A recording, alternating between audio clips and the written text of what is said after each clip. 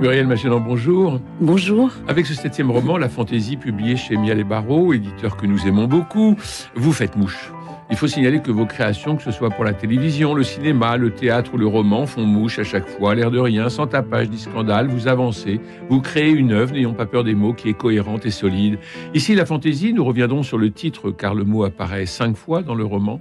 La Fantaisie met en scène Mona, la quarantaine, programmatrice informatique, en couple avec Grégory, chauffeur routier. Ils ont une fille, Madeleine. Grégory est ce qu'on appelle, un pervers narcissique, à moins que ce soit une figure d'un patriarcat mal digéré. Oui, non, je vous dirais plutôt dans ce cas la deuxième option plutôt qu'un pervers narcissique qui l'accuserait trop. C'est plutôt le patriarcat mal digéré, c'est plutôt la difficulté d'être un père en réalité. Pourquoi surjouait-elle ainsi sa détresse? Que lui avait-il fait? Cette suspicion terrasse Mona, écrivez-vous. Elle est épileptique, elle fait une crise d'appendicite. Ça commence comme ça d'ailleurs. C'est un mal-être, c'est une vraie crise de soi. Ce n'était pas elle qui était inapte à la vie, c'était l'art de vivre qui était long à apprendre, écrivez-vous. Oui, je commence le roman par la description de sa descente aux enfers, presque, dont j'annonce assez tôt qu'elle est en train de s'en sortir, heureusement pour elle, mais elle a passé 2 ans cauchemardesques. Une crise d'appendicite, elle a été virée de son boulot. Enfin, vous voyez ce genre de tunnel qui quelquefois arrive dans nos vies et qui se termine par une dépression. D'autant qu'elle n'a pas le soutien de Grégory. Et elle n'a pas le soutien de Grégory parce qu'il ne sait pas faire avec une femme dépressive. Ça le confronte à son impuissance. Donc, il se sépare. Ça fait partie de son moment, de son enfer. Et elle finit par faire un séjour en hôpital psychiatrique. Et là, elle se soigne, elle ressort et elle reprend des forces. Et au début du roman, on la retrouve au moment où elle se rapproche de sa petite fille. Voilà, parce que le tunnel, la descente aux enfers, le fond du fond, c'est pas le sujet du roman. C'est le début du roman. Et en fait, le plus important, c'est cette résurrection, cette remontée. Donc, en quelques pages, on a le tunnel et la fin, voilà. Et maintenant, on va voir comment on remonte. C'est ça qui est très agréable dans ce roman, La Fantaisie, Muriel Magellan, c'est que, je dirais, bon, j'aime pas le mot positif, mais on essaye d'avancer, on essaye de voir comment la vie nous fait avancer. Alors là, c'est plein de surprises et on va y arriver. Oui, tout à fait. Il s'agissait pour moi de voir comment le souffle revient. Elle va mieux. Je dis pas encore bien, mais mieux. Et qu'est-ce qui peut ranimer Mona? Alors justement, Grégory prend une nouvelle compagne, le couple éclate, et puis Mona se retrouve en banlieue, dans un studio d'étudiants. Elle n'a pas les moyens d'autre chose, elle n'a pas les moyens de plus grand. Le lit est à mezzanine, et une des marches contient un coffre, et le coffre contient un manuscrit. Ça s'appelle Jonas is Born Alléluia, un roman de Philippe Sandre-Lévy qui s'adresse à une femme qui commence par chère lectrice, ne raccroche pas. Alors à partir de là, les chapitres s'entrecroisent, un chapitre du roman suivi du quotidien de Mona. Et alors là, votre bouquin est extrêmement bien fait parce que quand on rentre dans un nouveau chapitre, on se dit on n'aimait pas partir de l'histoire de Mona, et là on rentre dans l'histoire de Philippe. Et quand on est dans le roman, dans le chapitre suivant, on n'a pas envie que ça se termine. Tant mieux. Donc à chaque fois, on avance comme en ricochet. Petit à petit, on avance, on se construit nous-mêmes au fur et à mesure que Mona se reconstruit. C'est ce que vous voulez faire? Parce que vous jouez avec le lecteur quand même, vous jouez un peu avec ses nerfs. Oui, je voulais créer un appétit chez le lecteur, et tant mieux si ça marche. Je voulais que le lecteur soit aussi mordu au manuscrit que ne l'est Mona, en fait. Et c'est le cas, elle a envie de savoir la suite, et c'était le défi pour moi, c'était que vous, lecteur, vous ayez aussi envie de savoir la suite. Des 2 histoires, en fait, de la sienne, donc elle va vouloir rencontrer cet écrivain qui a laissé ce manuscrit dans cette marche de mezzanine. Elle va vouloir le rencontrer. Donc, qu'est-ce que c'est que cette rencontre? Et que se passe-t-il pour Jonas, le personnage, le héros du manuscrit? Tant de coïncidences entre la vie et ce qu'elle dit. Elle parvient à retrouver donc Philippe Sandre-Lévy, l'auteur. Je vous cite, elle se surprend à souhaiter à nouveau que cette rencontre comptera. Un homme qui écrit, qui a de l'extravagance, réfléchit au sens de la vie. Ça lui plaît. Donc forcément, elle a quitté son chauffeur routier pour tomber non seulement sur un auteur avec toute la fantasmagorie qu'on a sur l'auteur et l'écrivain, mais en plus qui semble lui parler à elle, chère lectrice. Donc c'est ce qu'elle croit dans son univers. Absolument. Elle croit qu'elle va faire la rencontre avec un écrivain, un homme bourré de fantaisie, comme là le manuscrit est drôle en fait. Et puis il y a des coïncidences avec sa vie. Donc elle se demande, elle se dit, cet homme-là, il doit me correspondre. Donc il y a effectivement tout l'éveil qu'on a, je crois, quand on est lecteur, de qu'est-ce que c'est que cet écrivain, qui est-il, comment peut-il écrire tout ça, comment peut-il imaginer tout ça. Tout ça se met en route dans la tête de Mona, et elle a très envie de rencontrer Philippe Sandre-Lévy. Comme l'écrit Victor Hugo à son lecteur, à insensé qui croit que tu n'es pas moi. Voilà, c'est ça, exactement. Victor Hugo a raison. Alors, il a écrit ce roman il y a 20 ans. Oui. Ça fait 20 ans que le manuscrit est resté caché dans la marche de la mezzanine du studio Quel-Loup. Il l'a écrit pour une femme aimée, Audrey Bardot. Les coïncidences toujours dansent entre... Je vous cite, d'ailleurs, elle se demandait, est-ce qu'il apprécie vraiment le blues ? Elle adore Smokestack Night, je le prononce mal. Oui, de Howling Wolf. Voilà, elle était sidérée de lire cette référence. C'est précisément le morceau qu'elle écoutait quand elle a découvert le texte. Vous vous rendez compte ? Écrivez-vous. Et alors, on a un peu ce côté lancinant du blues.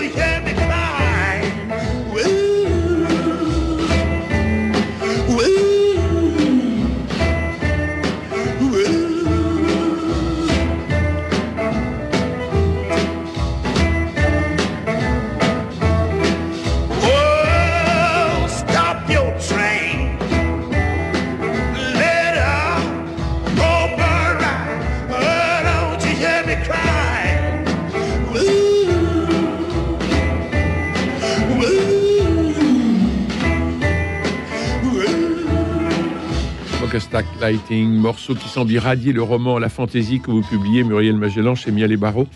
Mona qui lit un manuscrit oublié depuis 20 ans, et je vous cite encore, lire des romans lui a manqué. Elle se laisse aspirer par ce monde imaginaire et l'envie de savoir. Elle est une vieille bicyclette rouillée, sa lecture grince. Il faut parfois reprendre quelques lignes plus haut, revenir en arrière. Elle déguste, elle sourit, elle s'étonne. Elle succombe à une légère euphorie. Elle retrouve le goût de la lecture. Oui, c'est l'imaginaire, c'est la fantaisie, c'est aussi l'imaginaire. Parce que la lecture lui parle.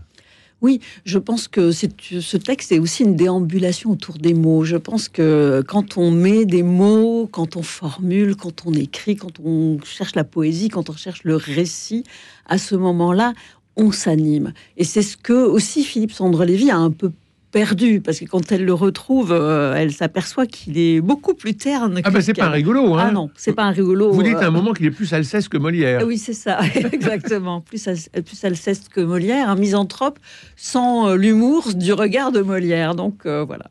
Alors il a fait une école de commerce. Oui, donc il n'a jamais été écrivain en réalité. Elle a cru que c'était un écrivain, mais pas du tout. Il avait écrit ce texte-là, cet unique texte. Une lettre d'amour. Voilà, pour une jeune femme, Audrey. Et puis, il a décidé de faire des études de commerce autour de la vidéo. Il a ouvert un magasin d'utilitaires vidéo et de duplication de films de famille. Il va tourner d'ailleurs des films de famille, des fêtes, etc. Mais lui-même a perdu le goût de la fête. Lui-même s'est éteint au contact de la vie comme on le fait un peu nous tous, et s'est laissé frapper de mélancolie. Alors, pas de dépression comme Mona, mais de mélancolie. Et ces deux-là vont se refrotter à l'humour de ce texte. Alors là, vous êtes terrible à la fois pour les écoles de commerce et puis pour ce monde aussi qui perd de sa fantaisie justement pour entrer dans le tableau Excel. Je vous cite, depuis des décennies, les écoles de commerce, et pas seulement la leur, non, toutes à tout niveau, se révélaient les ignobles complices de la destruction d'une discipline dont la noblesse s'était perdue dans l'appât du gain. Oui, le commerce était une noble discipline et l'enseignement que leurs aînés prodiguaient n'était pas pour rien dans l'opprobre qu'il suscitait aujourd'hui. Ils en étaient responsables même, autant que l'abruti qui avait inventé le mot négoce, dont l'étymologie negocium, négociation du loisir, donnait envie de le pratiquer comme de se pendre. Plus encore, lorsqu'on apprenait qu'au sens aristocratique du terme, le loisir était ce temps que l'on consacre au bien commun, à la réflexion, à la philosophie donc. Au sens étymologique, le négociant est celui qui n'a plus le temps d'œuvrer au collectif. Il fallait tout remettre à plat, rebaptiser tout ça, recommencer. Ils avaient poursuivi leur mise à l'échafaud en se gaussant de l'ignorance dans laquelle on les laissait patauger. Un cours sur Max Weber et l'éthique protestante ou l'esprit du capitalisme, oh, surtout pas. Ça pourrait les intéresser. Un cours sur Spinoza, l'épicier juif devenu philosophe, encore moins. Un cours sur le déclin du keynésianisme, démerde-toi. Et quand Audrey, leur voisine de palier, les avait rejoints, ils croyaient pourtant avoir épuisé leur rire, elle avait ajouté qu'il y avait chez Jane Austen et Eliza Parsons de magnifiques pages sur le commerce. Qui ça? Qu'importe, ne rêvons pas. Littérature, romantisme et commerce, passionnant sujet que nenni, rien, nada. L'éducation nationale était bien trop pusillanime pour se risquer sur ces terres novatrices et oser la rupture. Elle voulait mettre ses marchands au garde à vous, bourrins exemplaires comme on le fait avec des soldats de premier grade. Ce sont les jeunes qui s'expriment à ce moment-là. Mais c'est tellement vrai. Mais j'aime bien passer par eux pour un peu d'élan autour de la question de commerce, de l'enseignement, de refaire venir la philosophie, de refaire venir les humanités pour tout le monde, en fait. Parce qu'on a tous besoin de ça, de sens, en réalité. Et on a aussi besoin de rêves. Ou de rêves, d'imaginaire. Voilà, c'est pour ça que on a besoin de gens comme vous, Muriel Magellan. J'en suis de plus en plus persuadée, Christophe, parce que je crois que c'est essentiel à chacun, aussi parce que le roman, c'est la polyphonie. Le roman, c'est être de plusieurs points de vue. Et donc, de pouvoir se confronter en empathie, parce qu'on est dans un système d'identification quand on lit un roman, en empathie à des points de vue différents. Donc oui, je crois qu'il faut ramener la fiction, comme je tente de le faire dans ce livre, ramener la fiction dans nos vies, non pas pour se divertir seulement, mais pour revenir à soi. Alors Philippe a fait cette école de commerce, finalement il se retrouve patron de PME, incapable d'encaisser les griefs de ses employés, la lourdeur des démarches administratives, les injonctions de ce comptable, il avait mal partout, c'est terrible. Oui, ça me fait penser à cette phrase de Zola dans le Bonheur des Dames, où vous savez, il y a tous les commerçants qui suivent le corbillard de la pauvre Geneviève qu'on va enterrer, et ils avaient le visage penché, la figure rongée par les chiffres. Oui, c'est ça, peut-être. C'est les chiffres et le poids de nos vies. C'est Mohamed Bougassar qui écrit « Rien de beau ne s'écrit sans mélancolie ». Je pense qu'il a raison. Il y a forcément un fond de mélancolie dans nos vies. On ne peut pas être insensible à ce qui se passe autour de nous, mais c'est comment ce concret, là, ce pragmatisme qui nous frappe et le réel, comment on en fait quelque chose. D'ailleurs, vous voyez qu'au fur et à mesure du roman, et même du manuscrit de Jonas Isborn, je trouve des solutions pour comment s'emparer du réel. Alors pour Mona vient le temps de la fête. Je vous cite, cette Mona, à peine sortie de dépression, est victime à présent de l'homo festivus, la maladie de notre siècle. Elle a envie de rire, de s'évader. Elle veut festoyer la tête dans le sable. Faites-moi rire, distrais-moi, emmène-moi au stade. Mets de la pub, mets des jeunes chanteurs sur un ring. Fais-moi voter par SMS, machine à sous, française des jeux, fiction, série. Cours plus vite, roule, youpi, chouette, haha, lol, MDR. On n'y prendra pas, va te fêtard. Voilà. Parce que c'est pas non plus un hymne à la joie. C'est vrai que Philippe Sondre-Lévy est un peu en colère contre la joie et contre l'homo festivus, qui veut être tout le temps heureux. Lui, il dit que, a raison à mon avis, que la tristesse et la mélancolie et la noirceur sont des couleurs de nos vies. Il faut pas les contourner. Par contre, il faut rajouter les autres et ne pas oublier les autres dimensions, dont le rire, dont l'humour, qui est essentiel. Voilà. Et là, gravé dans le marbre, Muriel Magellan, vous citez le Talmud, nous ne voyons pas les choses telles qu'elles sont, nous les voyons telles que nous sommes.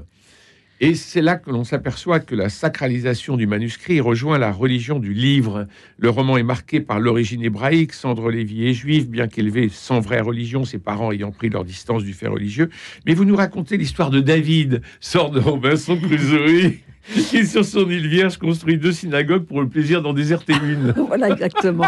Ça, c'est vraiment l'humour et le décalage. Et ça me plaisait. Je ne pouvais pas faire sans le Talmud, je crois, dans ce livre, parce que il y a l'humour, il y a la façon de regarder le drame et d'en rire, pas seulement dans le Talmud, mais dans la culture juive. Et donc, cette blague que raconte Sondre-Lévy, je la trouve formidable, puisque c'est un Robinson Crusoe qui a construit là l'école, là la maison, là le supermarché. Et quand on lui dit « Et ça, c'est quoi ?» Il dit « C'est une synagogue. Et ça, c'est une synagogue aussi. » Pourquoi 2 synagogues ? Mais à celle-là, j'y mets jamais les pieds. Et donc ça me plaît parce que effectivement, c'est toute l'absurdité de notre monde, et je crois qu'on ne peut le regarder qu'en s'amusant un peu, sinon c'est insupportable. Mais le passage de la sacralisation du manuscrit à la religion du livre, vous l'avez pensé en écrivant ? Oui, bien sûr. Oui. J'ai beaucoup relu autour du judaïsme, qui est ma religion déjà, et puis aussi qui est celle de mes personnages, en tout cas dans le manuscrit. Et j'ai aussi beaucoup tourné autour de Don Quichotte, de Cervantes. Cervantes étant marane, c'est-à-dire un juif converti, donc il y avait aussi la trace dans Don Quichotte de ce personnage presque de juif errant, et dans mon Jonas il y a ça aussi, c'est-à-dire un personnage qui se retire et puis qui sort pour tenter de se confronter au monde et d'aller à l'aventure du monde. Et c'est sans doute sur cet esprit que se fonde la fantaisie. Je l'ai dit en début d'émission, le mot apparaît 5 fois dans les 260 pages de votre roman. Je vous cite, dans ce texte insolite dont il tourne les pages avec application, c'est le manuscrit, il y a des tentatives bouffonnes, sans peur du ridicule, de la fantaisie, assure cette Mona. C'est vrai qu'il en avait quand il avait 20 ans, et même enfant. Il se souvient des grands éclats de rire qu'il déclenchait chez sa grand-mère pour un rien. Et c'est ça aussi la fantaisie. C'est cette façon de déclencher le rire. De déclencher le rire, c'est vrai que j'ai choisi le mot fantaisie, mais pour moi, il a des harmoniques, d'une certaine façon, qui sont l'humour et l'imaginaire. C'est-à-dire que je travaille sur la fantaisie, mais aussi sur d'autres façons d'être au monde je parle de danse un peu, qui nous font danser avec le réel, d'une certaine façon, sans le nier, avec lucidité. Je ne sais pas ce qu'on va devenir. On crèvera peut-être de cirrhose dans nos banlieues tourmentées, mais il faut récupérer le je ne sais quoi de Jonas, le presque rien, le décalage, garder le pas de côté. Vous voyez, la fantaisie. Oui, voilà. L'appartement n'est pas grand, elle repart dans l'autre sens et continue. Hop, fantaisie, pas de côté, hop, hop, la danse se répand dans le logis et semble une chorégraphie d'avant-garde, pas encore au point, mais prometteuse. Voilà, c'est cette danse dont je parle, effectivement. La fantaisie était dans le texte, pas en lui. Oui, il l'avait perdue. Il l'avait perdue. Elle est perdue, j'espère. On peut espérer en avançant dans le livre, pas pour toujours, elle est quelque part. Je crois qu'on éteint certains aspects de nous-mêmes parce que le réel nous emporte, parce qu'on a justement de la lucidité et je crois de l'intelligence sur la façon de regarder ce qui se passe autour de nous, mais qu'à la fois on est alourdi par tout ça et qu'on en perd cette sorte de légèreté que permet l'humour. Je vous cite encore. De la même façon qu'un verset de la Bible peut être traduit de diverses manières, un sujet peut se faire re-raconter son histoire plusieurs fois, car le retelling n'est pas une vérité unique et absolue et repose aussi, on l'aura compris, sur la fantaisie des conteurs. Il se fera toujours à deux, l'altérité évitera la tyrannie. Le retelling est une approche orale de la vie. La fantaisie du conteur. Oui, voilà, exactement. Être deux, se confronter et interprète et tu comprendras, dit le Talmud. Et je crois que c'est ça, c'est-à-dire que pour revenir à la complexité joyeuse presque de la vie, il faut interpréter le texte, ne pas en faire du plomb. C'est pas du plomb, c'est fait pour être discuté, c'est fait pour s'en amuser aussi, et c'est ça que je tente de faire. Donc c'est bien la fantaisie, une sorte d'avatar de l'humour juif si précieux, qui fait la transmission et finalement qui scelle le livre. C'est la fantaisie qui scelle le livre. Et je dirais que c'est là on peut s'éloigner un tout petit peu et dire c'est la fiction qui scelle le livre. C'est-à-dire que c'est parce qu'il y a imaginaire, c'est parce qu'il y a fiction. Et la façon de le raconter. Et la façon de le raconter, voilà. C'est-à-dire que c'est vous. Voilà. Je sais pas, mais en tout cas l'écrivain, il a cette disposition a priori de ranimer sa fantaisie, même s'il aborde un sujet grave. Je crois que toute fiction est fantaisiste d'une certaine façon, même avec de la gravité. Et alors on sent que vous vous amusez à la fois dans l'histoire de Jonas, ce manuscrit où... Alors là, on est en pleine fantaisie, c'est-à-dire que vous partez... les burlesques. Vous partez un peu dans... Enfin, non pas dans tous les sens, parce que c'est très construit. Merci. Et c'est très suivi. On sent vraiment votre plume très rigoureuse. Mais alors là, on est complètement dans la fantaisie. Et la fantaisie qui est aussi l'expression de la jeunesse de ce pauvre Philippe. Oui, voilà, il avait à ce moment-là, quand il a écrit à 20 ans, il n'avait aucun frein. Et c'est ça que j'ai aimé tenter de retrouver en moi, déjà, pour écrire son roman, d'une certaine façon, c'est la liberté. Alors, je me souviens de lectures de jeunesse comme La Conjuration des imbéciles de John Kennedy Toole, ou les Boris Vian, que j'adorais, ou les John Irving, que j'adorais quand j'avais 20 ans, et qui me faisaient rire. Et j'ai eu envie de trouver dans le roman de Jonas, dans Jonas is Born, alléluia, cette fantaisie-là qui me faisait sourire quand moi je lisais, et qui pourtant m'a mené vers des réflexions très profondes et essentielles presque, comme la littérature sait le faire, mais en me faisant marrer. D'ailleurs, dans La Conjuration des imbéciles, Ignatius, le personnage principal, se retire aussi beaucoup dans sa chambre, comme mon Jonas. Mais effectivement, c'est construit malgré tout, parce que je voulais nous conduire et conduire Mona vers... il lui fait une promesse au départ, hein, le jeune écrivain qui était Philippe Sandre-Lévy, il lui promet qu'il a une solution à ses problèmes, quel qu'il soit. Donc, il fallait construire ce petit concept philosophique du retelling, dont vous avez lu quelques lignes, mais il ne faut pas trop en dire. Mais il fallait le construire et planter les graines solidement pour que, à la fin, la promesse soit tenue. Voilà. Alors, elle croit qu'elle va être sauvée par cette espèce de promesse, puisque... Qui dit chère lectrice, enfin, dès le début. Donc, c'est à toi que je m'adresse, à un insensé qui croit que tu n'es pas moi, comme disait l'autre, comme disait Hugo. Et pour lui aussi, elle va être salvatrice. Exactement. Et elle va avoir une idée complètement saugrenue. On va pas tout dévoiler, on va pas la révéler. Non. Mais finalement, chacun prend en charge l'autre sans le vouloir et peut-être même sans le savoir.